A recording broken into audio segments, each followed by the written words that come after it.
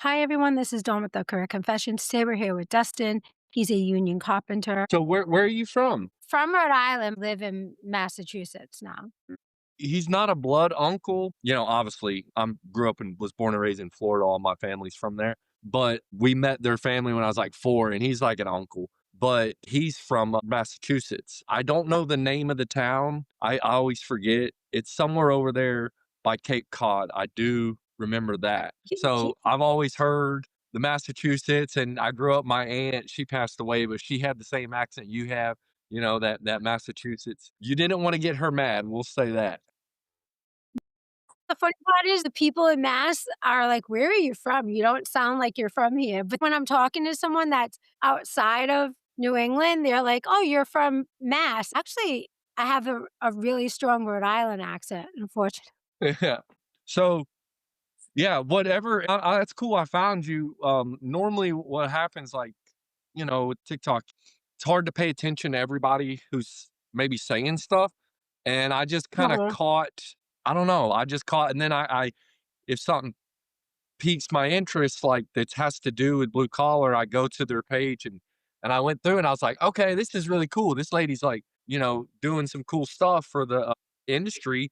I'm all about that. Like that's kind of I'm not a TikTok guy that's just trying to be funny or, make money so I can retire. Like I chose the poetry to engage on an emotional, not just emotional, but like engage the men and women on a deeper level to connect. It's not okay. I'm That's awesome. trying to get into schools and do career fairs. Yeah. Whether people are union or non-union, that's, like, their personal choice. I'm just trying to, like, advocate different fields. Well, this started the end of July, so it's still very new. Same thing with social. It's just keep staying with it and people start to find and stuff like that. I'm a carpenter in the union. I go either way, like non like you're saying, non-union or union, it doesn't matter. If somebody wants to go non-union and that's their choice, like as long as you're showing up on time and doing a hard day's work, giving it your all, it does, we need to just get the job done. Who cares? That's where I stand. So I don't beat people up for being non-union. I don't take them. I don't take them around back and you know do all that kind of stuff like they've done before. But yeah, So, how long have you been a carpenter? I've only been in the union carpenter for not even 3 months. Oh, okay. Have you ever heard of Job Corps? I went through that program when I was 18. I did carpentry there. Job Corps are all union instructors. Um, they bring in 15, 20 years experience journeyman carpenters or whatever the trade is at the school. They're the instructors to the students. I should have went union back then, but I ended up going to school. I went to a little Bible school for like one semester and then got into relationships and left that, and then just got into tile work from there. I was around '08 by that time that I had my first daughter. The construction industry got hit hard Yeah. and I just started to take whatever. We moved to Illinois. Um, at that point, me and my wife at the time, and then it was just whatever job, and then you get on with a good company or something, and then they lay you off. Caterpillar, I worked for Caterpillar as a CNC machinist, and then they just shut down the whole plant altogether. Got to keep moving. I've done a lot of different trades, and then throughout all these years, I've always took side work. I've got cousins, uncles, or a buddy, whatever, that's doing some kind of work. And sometimes you just go work for 1 week, like he's building a whole shed. You go help him build a shed. Mhm. Um, or you get on with a contractor for a couple months. I will say that about union and non-union. A lot of your non-union contractors, a lot of them, not all of them, but they can be really shady and there's nothing you can do about it except quit.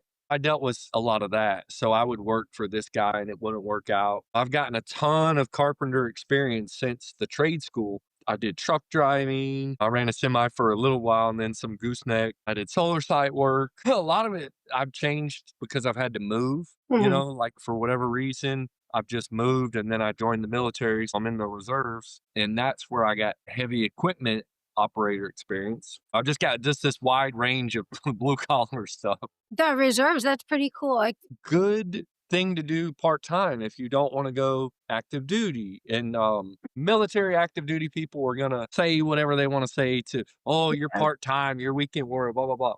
But who cares? You just do your thing. We're only work 1 week in a month and 2 weeks in the summer. We have options to I'll give you an example. It takes some paperwork and you gotta, dig for it. I could go take hazmat training. Oh, it's a 2-week course. Now it's through the military, so it doesn't apply really to certain things. It's training. It's 2 weeks training on hazmat. I can go get that and get paid while I'm doing it. I can go there's CDL training. There's all kind of these little 2-week, 3-week classes you can take within the reserve that help you in the trades if you're in the trade. So you can get your insurance through the military, you can get training through the military, and you can still work a full-time job. One of our high-ranking officers in the guard, he was an architect for a big company out of Birmingham. It's all kind of options, and he got that experience, and they got paid. The high ranking officers, they're getting paid a lot for 2 days. they're making Oh, like yeah. they're making like $1,500 that weekend. I was watching one of your videos. You're not a recruiter, but you help show people this is also an option, which is pretty cool. What can I say? Being in uniform, I do support it. I just thought, let me throw it out there. I've actually had one guy who's going tomorrow to his recruiter's office from that video because I made it, and he's all excited. It's definitely can be a hassle doing military on the side. It's different than civilian. You're treated different. Um, some of it sometimes makes you feel like you're a kid again. It's good training. You get some extra money when you work. And again, like I said in the video, you get to serve the country part-time. We're always ready to go on deployment if we need to. And that's obviously something you can take pride in for the rest of your life. You get TRICARE insurance. So if your Mhm. job and you can have any construction job. You don't have to be like some top architect, like I was saying. You can work wherever and still do your National Guard. Your job may not have great insurance for your family. Well, do the military on the side, and there's your insurance. You can have insurance for your family, and it's really good. So if I get a chance to speak about it to especially younger kids, because Mhm. you can go and they'll pay for your college and everything.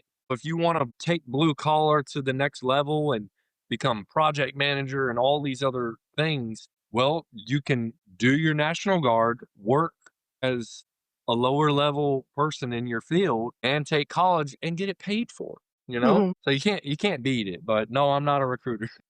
Yeah. So you like doing the carpentry. That's I love it. you love it, yeah. Yeah. It's I love the challenge. I love Now right now I don't do a lot of the woodworking Mhm. carpentry. A lot of carpenters in the union were scaffold builders. I'm sure in Boston or some of these big cities you see the buildings going up. They got the scaffolds all around. Sometimes even in sidewalk areas you have to walk underneath them when you're in the big cities. They have to build the scaffolds to get to wherever.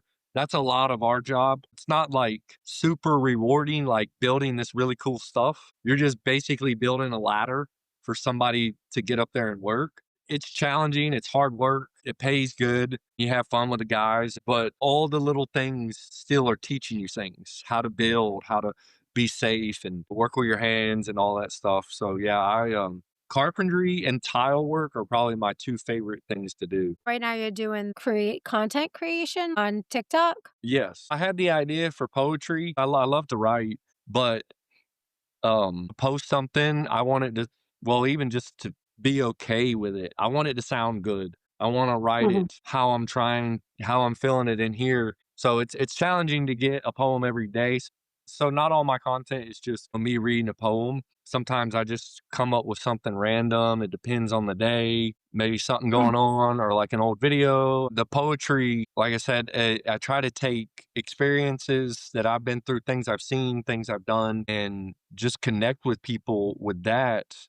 Because long term, and you've actually haven't been around for a while following me, um, so yeah, I can explain this to you. Like my whole mission and goal with social media in general is almost exactly what you were saying when we got on here. You were saying how you wanted to get into the schools, you wanted to speak to these these kids coming up, or even, young adults. That's kind of my thing, is to get to a point. I'm going back to my trade school in January to speak to the kids there. I want to not only just like the kids, Mhm. kind of show them there's a pride that comes with what we do. Like, it's more than just, you're working for X amount of dollars, because it's going to be tough. They're going to face a lot of challenges. We've all heard the stereotypes of drugs and divorce and all this stuff, alcoholism in the trades, Yeah, and those are there's a lot of that, but there's also good in it too. There's When you get into that, you're going to see that there is, a lot of that around. Then the work, the mental state, and then the physical. You're doing these hard jobs that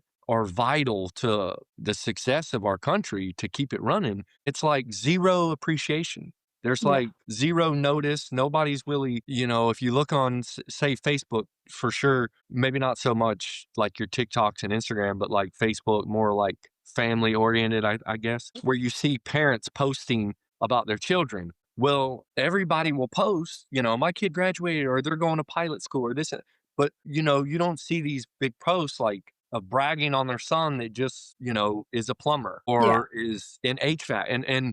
But the HVAC and the plumbers and these electricians and truck drivers, like, we cannot run without them. And so I think we need to applaud these people more and recognize them. That's kind of one of the things too, being on social media, not just the videos, but when these guys comment, like, I spend a lot of time engaging with other people, and they might not be content creators, but they're on there, and they message me, yeah. and I'm able to send them a message and tell them, hey, thank you, I appreciate what you do. And even though we're men and we try to be tough, that matters to us. We like to know that we have some kind of value, and I think with the suicide rates in construction, I think there's a lot of factors really, but I think one way to help is just to start to notice these people that are out there and say, hey, man, thank you. Thank you for building our roads, man.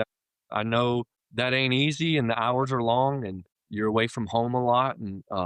But it takes a lot of courage and strength to risk your life to get on the side of the road and work night shift and do these things. So I try to do that as much as I can. What if all these people stop working for a month? What happens, right? Right. Let's say it's just kinda like taken for granted. I get what you're saying. You never see my son is going to be an electrician, and we're so proud of him, and we should be proud of them. And Right. it's actually really cool jobs. Everyone that I've met so far, they're super proud, and they're really, like, I don't know if, like, I wanna say happy. I don't know if, like, happy is the word. They're proud, and they've come a long way. Yeah. Fields that they're it's interesting to, like, hear about their jobs, like, to say. Just regular people, but their jobs are, like, insane. One guy's being blown out in helicopters. I'm like, "Are you serious? What you do?" Yeah. Those linemen. Top of a tower. Would Yeah. never know this stuff. I know what you're saying. Pride, maybe, probably like the best way to put. There's a sense of honor, maybe. I think we feel honorable that we're doing it, and I think when you have that pride and honor in what you do, but nobody else sees it and they kind of brush it off. Well, that's just what you're supposed to do, or, Yeah, or don't complain about, it's hard, you should have went to college. You should have did this. And then it's like, I'm doing something that's vital. And we know that. We know deep down. Martin Luther King, there's a quote by him, and it was from his last speech that he gave the night before he got shot. He was actually in Memphis, Tennessee, for the sanitation workers that were on strike. And I did a video on this, and honestly, it's funny that's it's got had like 300 views. It's so low, but that's one of my favorite videos that I did, because I could feel the passion in me when I was saying it. yeah, And but so he was there supporting the strike, the men that were there. Long story short, there was a few men that were killed inside of the trash truck for neglect, and then the employees didn't want to do nothing for, all this stuff. So, but during that speech, he said something that was really profound to me, that I think applies to what my message I try to get across on the in general, but especially on social media. And I won't be able to quote it exactly, but he was saying how that the sanitation worker is just as significant as as a physician. because if a sanitation worker doesn't do his job, then diseases run rampant. And then he ended it by saying there's dignity in all labor. And man, that gives me goosebumps just hearing that, because, like, that's Yeah. the truth. Like, there's dignity in what we do. And I think the blue collar industry trades, however you want to call it, just kind of get brushed off. And Mhm. unless you're like the top dog that's making all the money, if you're an apprentice or if you're this guy or you don't know everything or you're not making this amount of money, well, you're just a peon, you're just nothing. My message I try to say is no, you're needed just as much. Without the guy picking up the trash or cleaning up at the end of the day, somebody else is going to have to do that. I always say all hands on deck. That's the Mhm. one thing in the trades and blue collar is it takes a certain amount of manpower to get things done. That means a certain amount of hands, a certain amount of physicality. And not only just one man can do, or one woman can do it all, so anybody who's there helping on the ground is valuable, and they matter. And they're not just some lower level entry person that, is less of a human because of that.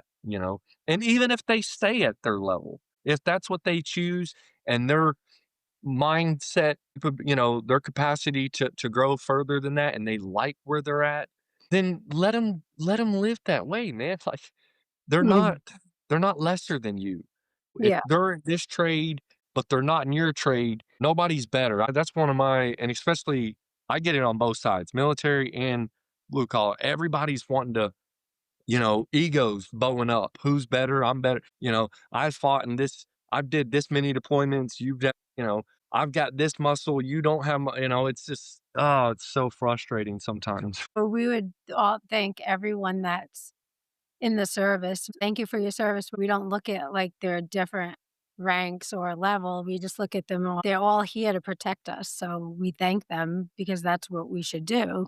I feel service, they don't even, I don't know, I feel like people don't really respect what they're actually doing either sometimes. You should respect them because they're stepping out for our country and we're here safe. It's big. Right. Yeah. And, Big. It's here. and they're ready to go, you know? Yeah. Um, And again, bodies matter, hands matter. So even if that person isn't, you know, this type of soldier or Marine or whatever, it doesn't matter. They're still there to be support. Our military is still strong because of the numbers. Not everybody's going to be trained the same. And there's always somebody bigger and badder that knows more than you and could do more than you. So just do your part. And as long as you're doing your part, what you're asked to do, what you're called to do, and do it to the best of your ability, and that's the job site or not, like, then I'm proud of you. I respect that.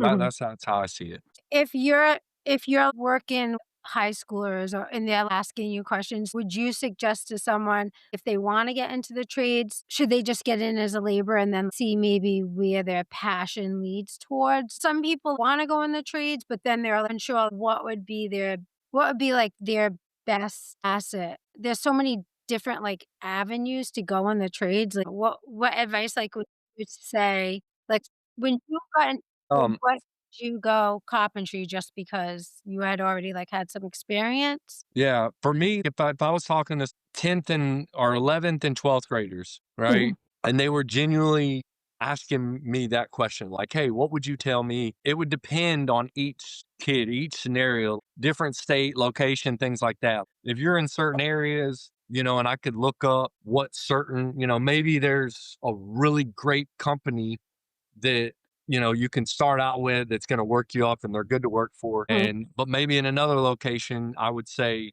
hey, join this union or just go here working this. But me personally, if they were wanting to get into any kind of trade like heavy equipment operation, carpentry, electrician, brick mason, I'm probably missing a few, but most of your building trades, I would say go National Guard and pick one of, because that's all those jobs I just named are all in the National Guard. Now, if they don't want to do that, that's fine. But I would recommend that because you're gonna go, get that uh basic training on that field and then get out Obviously, if you pick heavy equipment, find a company that does heavy equipment operation and tell them, because that helps you get your foot in the door. If you don't have experience on the job training, you can say, well, hey, I've just spent 9, or I think it was 12 weeks of training on heavy equipment and I'm military. So it's going to help you speed up to get into heavy equipment without starting maybe at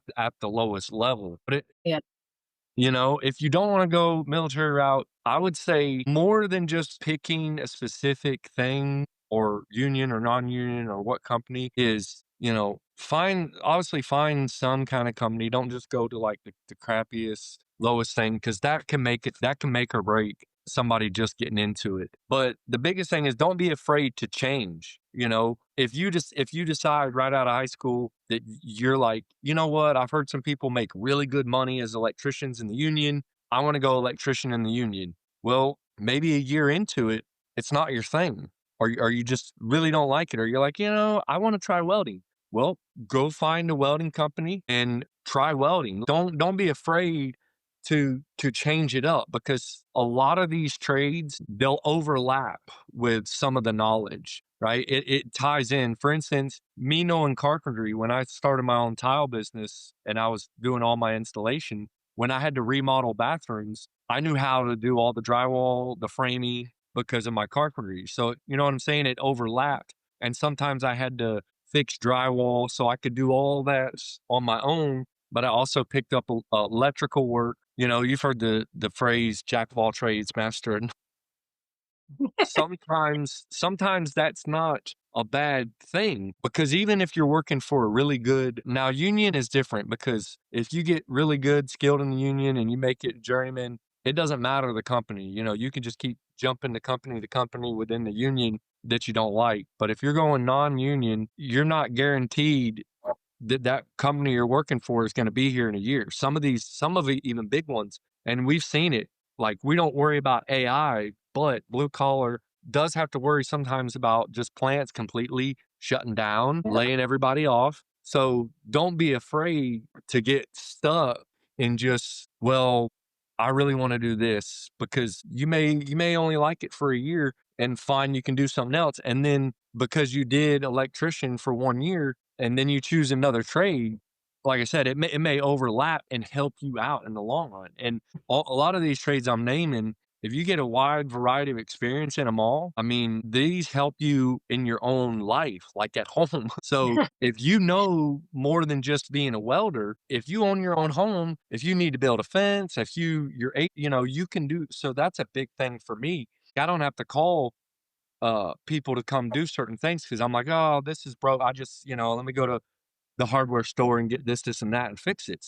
But if you're a guy who just solely is one trade and you never really bounce around, you're gonna be a really good welder, but you're gonna have to call somebody and come fix your plumbing for $1,000 for something that, you know what I mean? Like, I'm not necessarily saying go bounce around and just be this gypsy like I was, but don't But be learn. afraid. Don't be afraid to try something, because sometimes, especially, I'd say after a year of you doing one trade, you really may change your mind that you like, whether you like that or not. Like, you're like, man, I do not like this. Like, the way this job is, the way the whatever, I want to try something like this. Like iron workers, you may go into iron work and hate it, but during iron work, they do a little bit of welding. So you may go try your hand in welding. Mhm. But carpentry is definitely a solid trade for, I mean, carpentry has been around since the beginning of time.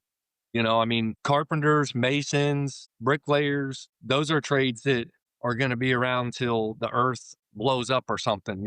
So you can't go wrong with those. And then HVAC, everybody, there's no way AI is going to replace HVAC. And HVAC pays really well. I'll tell you, one guy, he owns his own business, and I know him personally. He'll have one helper here and there if it's a Mhm. big job. A lot of times he'll do just basic standard service calls. Just requires one man, and he can get it all himself. He made $300,000, or he cleared. He didn't just make, like, that was his take home for the year as a That's one a man HVAC guy. Yeah. People don't realize that, but you're in the 2%. of America making over that much money. That's good money. But your HVAC is going to make good money. It's definitely a lot of brain work, you know. So if you're not just working with your hands and being able to do physical stuff is cool, but HVAC, it really takes like that really intelligent mind that loves to figure out and science and all that stuff, because there's a lot of intricate details with your heating and cooling systems. I had no AC for like 2 days. Yeah, It was man. like the hottest days of the year. "I need you to come out today." Yeah, and then they They were probably charge. yeah. I mean, for what they did, like, it felt it was expensive. You don't care because you need AC or heat. I don't one or the other. So, we Yeah, mine was AC though. So the no, go ahead. no, you I was gonna Sometimes keep there's talking like about HVAC, but it's good. Like, with HVAC, the tools that they use. And some of them, there's this one, it's probably about this big, I don't know if you can see, but mhm, it's called a Schrader yeah, valve, and I believe I'm saying that right. Somebody who's HVAC's maybe they're gonna correct me when they listen, but I believe it's a little Schrader valve, and that little thing is like 30 bucks, but they're so easy to mhm, lose and they're so easy to break, and then the gadgets and tools that they use and their certifications they have to have is so high. Because we went and did a, gas station for these people one time, and I remember we were there maybe, I don't know, 5 hours or something, and then the guy was complaining. He didn't wanna pay the full price. He's like, "Well, you quoted me for the day. This is a day rate, and you finished it in 5 hours." And he's like, "Well, that's just because we got done quicker." He goes, yeah, "No." He goes, "I quoted you for the day," and the guy just kept arguing. I forget what the guy said, but 'cause he wanted it to be a lot lower, and he's like, "Any" it's just like a plumber. When a plumber comes yeah, out, and I learned this changing out a lot of toilets, they can't charge you off of the fastest time. They have to charge you, like, the worst case scenario. So, worst case scenario, changing a toilet could take 3 hours, you know, but they come and replace your toilet, and they got lucky, and it took them the 20, 25 minutes. Well, they still have to charge based on that worst case scenario, because you can't flip flop because you don't know once you start. And so to flip flop your prices, you can't, you just can't do that. So if it takes that full 8 hours, it's still that price. If it goes a little under, it's still got to be that price. I mean, which makes it does make sense. How do you know how long something's gonna take? You can run into a million problems or not. You just don't know. What do you think the hottest truth about being a carpenter is? The hardest truth, Mhm, man, that's a well, the hardest truth is your body is going to be sore. There's no way of getting around it. Some are less sore than others, but there's just no getting around that. You gotta take care of your body like the best you can. I haven't always been the best at it, you know, mhm. at different stages. Like, you know, I had my wild times, you know, out late at night and still coming to work the next morning, and you're like, and that's not good on your body. You need good rest. You need to get off your feet, you know, you're out on your feet till 2 in the morning, and then you're back at the job at 6. You're not getting time to rest, and your body sleep is some of the best recovery that you can get, you know, for your body for sure. So I would say that one, like that's a hard truth because it's fun Yeah. and there's a lot of enjoyment you get out of it, you know, and a lot of it's outdoors. And so it's not the best for me. I don't like the winter. I don't like being cold. It's really hard growing up in Florida. We hardly ever got temperatures below 40 degrees. So Mhm. to me, I don't even like it when it's in the 50s, but that's just me. A lot of people don't care, and they always rag me for it and jump in my comments and make fun of me, but whatever, man. I don't know. I got thin blood or something. Yeah. But yeah, you're gonna be sore. That's just part of it. Now, do you work long days? Do you work a lot of overtime, or do you just kinda work straight hours? It always depends on the job. Like, Mhm. um, and here I've had job hours all over the place. You know, the last shutdown I was at, we were on 6 10s. So, you know, it was only 10-hour day. And I say only 10 hour because that's not Oh, like to us, we don't like if you've been in the trade long, especially certain trades, certain fields, they'll know what I'm talking about when they hear me say, like, you know, there's an old joke in trades, like some guys say, like, well, what we don't get done today, we'll get done tonight, you know? yeah. And that's truth. Sometimes I've had to work. I think the worst, and this was physical too, because I was laying tile in a restaurant, and the guy shut it down Friday night and was like, "I have to have this ready to open Monday." He's like, "You have to be done. This is a 4-day job, you know?" Yeah. But I needed to take it. At the time, I was on strike with Caterpillar. We had a strike before they laid us all off. So all of us were getting like $150 a week while we were on strike. I think I put in from Friday night to Sunday evening around 38 hours or something like that. Yeah, that's a lot. I think I only got like 1 3-hour break. I went home and laid on the couch and Mm. slept for maybe an hour. And then I took another 2-hour break and I went in my truck and just tried to sleep. But yeah, it was nonstop. Um, but carpenters union typically are just doing 40 and then they're offered overtime, but it just depends. If you're at a plant shutdown, things are a little bit more rushed. You know, they've got stuff shut down and everybody's in there working. You've got, millwrights, electricians, you got pipe fitters, boiler makers. Everybody's trying to get this done to get that operation back up and running. It's kind of got to go. Like they offered us Sundays every now and then, so that would have been 7 tens. But it just depends on where you're at. I think there's a local dam not far from me, and they're only working 40 hours a week. They just go in and put their 8, but they have a night shift too. So that helps. Yeah. Now, do you have, like, notifications that you have to keep up? Yeah, they're all the classes are obviously gonna be different, Mhm, for the most part. I got hired in as a journeyman because I've had all tons of prior experience, so I didn't have to go through as an apprentice. That helps me a little bit, but mhm. there's still a lot of classes that they require, like scaffolding. I just took my scaffold 40 training. I have to do OSHA 10, OSHA 20 classes. There's a couple other. I got a call from a company in Indiana, looking to hire a union worker, but you needed a TWIC card, TWICC, and it's basically the federal government background security clearance type card. A lot of your Uh, guys who work on waterways have to have that, or if you're working in like government facilities, they want you to have that TWIC card. So any kind of certifications help you, but not all of them require. I'm required to have that scaffold 40 to go certain mhm, places. Like, but what's cool with the union is everybody has a number that's attached to them, kind of like a social security number. So when mhm. these companies call me, or I can email them and say, "Hey, I'm a union journeyman carpenter looking for work," I can give them and I believe it's a UBIC number. And I don't know if that applies to other unions or if that's just carpenters. That number, then they punch in your number and they can pull up on their website, and it has all your certifications listed in that website. So, yeah, so you can't fool them, and you don't have to carry cards around, like, or a plaque that says you passed this class. It just goes on to your number, so they can pull it up and see, "Okay, this guy's got this, and that. Cool, that's what we need. I'll be here tomorrow," type deal. Yeah. Yeah, that's nice. It stores everything so you're not emailing certificates and everything to every person Yes. because it's already in the system. Yeah, I like that. I do.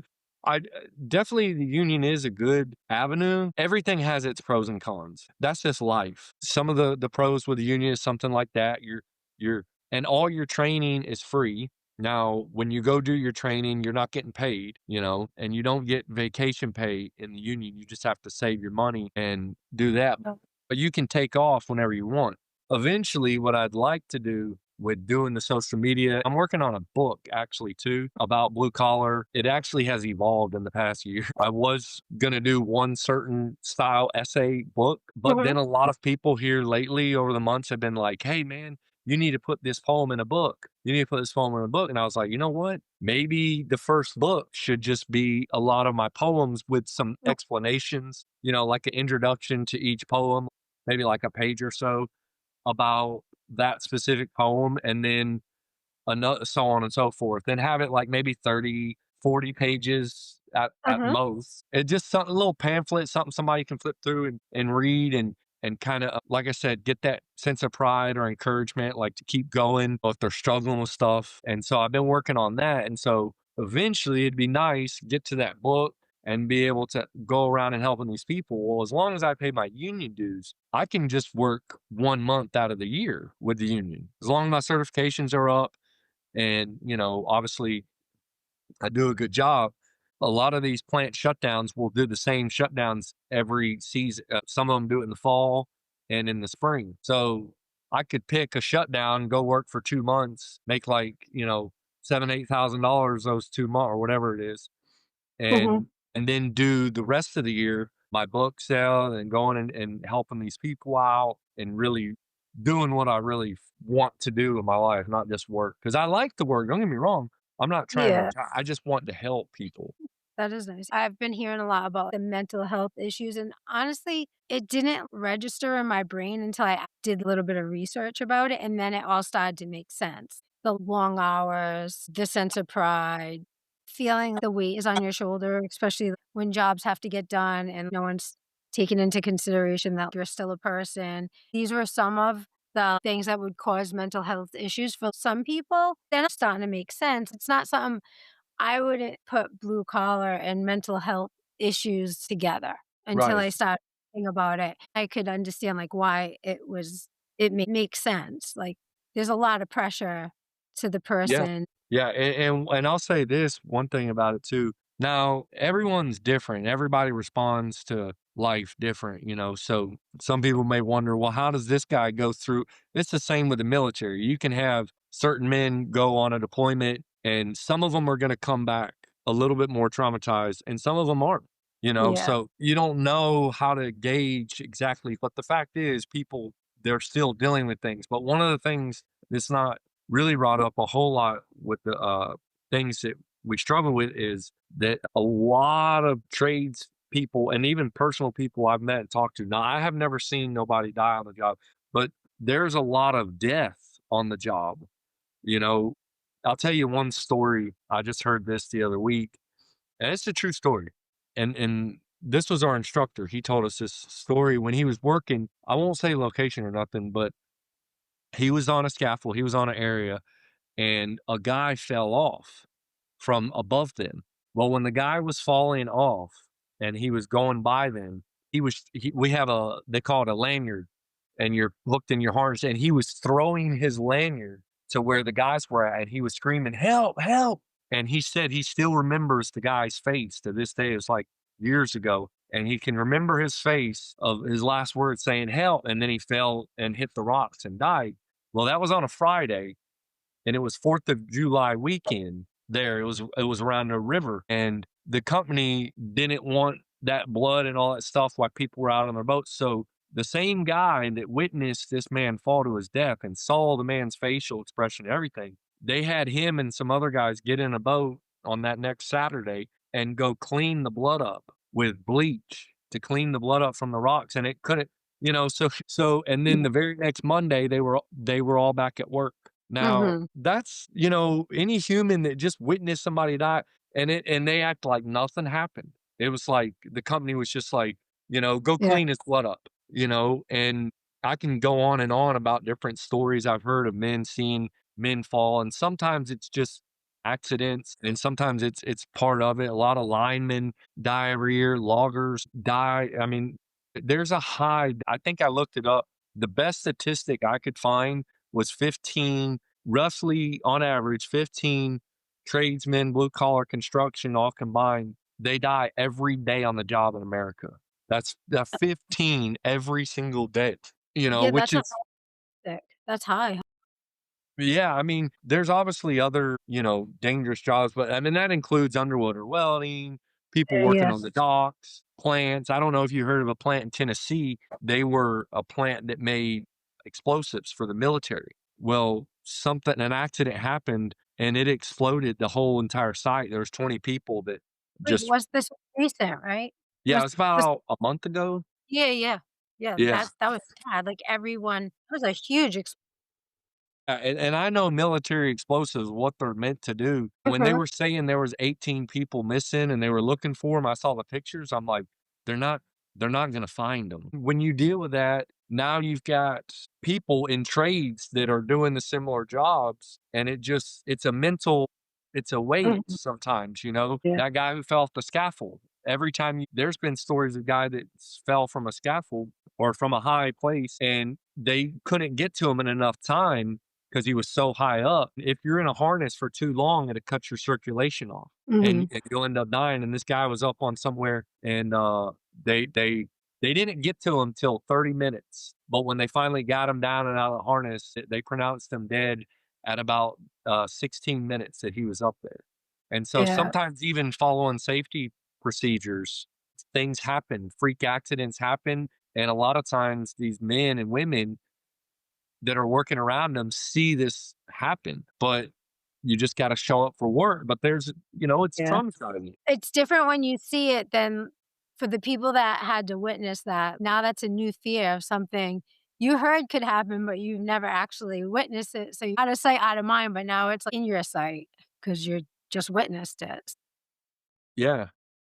And you got to be to work in 2 days or whatever the next day. Some company may give you a day or two, but you got to go right back to that same job, you Yeah. know?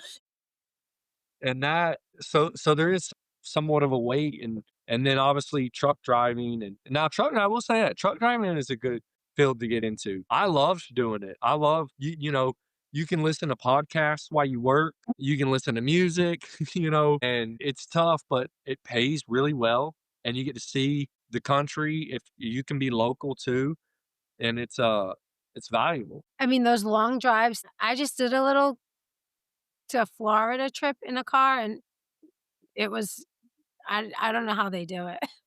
After Yeah, like I 8 love and I'm like, "I'm done. I'm just done. I don't wanna be in the car no more, not tomorrow, not today, never."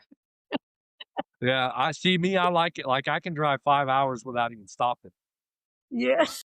I've drove the longest drive I've drove without stopping was I think it was like 8 and a half, right at 9 hours, and, Yeah, that's a lot. yeah, but the longest I drove and then I stopped, obviously, was like 22 hours, but I Mhm. I only stopped to use the bathroom and get something to eat, and I just kept going. It was pretty tiring, though. I wasn't truck driving, though, it was for a vacation. Yeah. I mean, the truck driving, like, because the trucks are so big, and I on the highway, there was, like, this truck kinda, like it was like it was, like, 11 at night, and the truck kinda, like I seen it, Uh-oh. like I was, like, so scared. I'm like, "Okay, I don't wanna be near any trucks." I, like, flew past that truck and just was like, "Alright, I don't." I mean, it's really hard not to be near trucks, Yeah, like, late at especially at night, that's when they're all trying to drive. I guess I kinda get information from you. You're out of Massachusetts right now, right? Or you're in Boston? I'm south of Boston, Yeah. You work full time and then you kinda do this on the side? Is that no? You're doing this full time? I'm doing this full time right now. If you're in your beginning stages, that's the Mhm. funnest time to come on with somebody because you're a part of helping them grow. My future goal for next year is to start a nonprofit organization, help, buy housing or help men Oh. get back on their feet, getting out of jail or Mhm. rehab. There's a lot of good men that just hit a rough spot.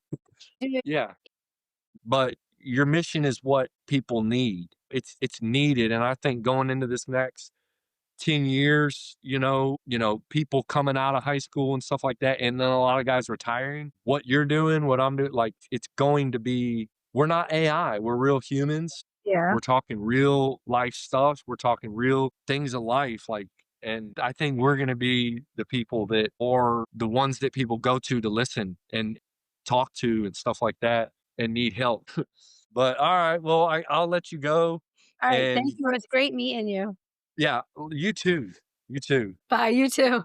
Bye. Bye.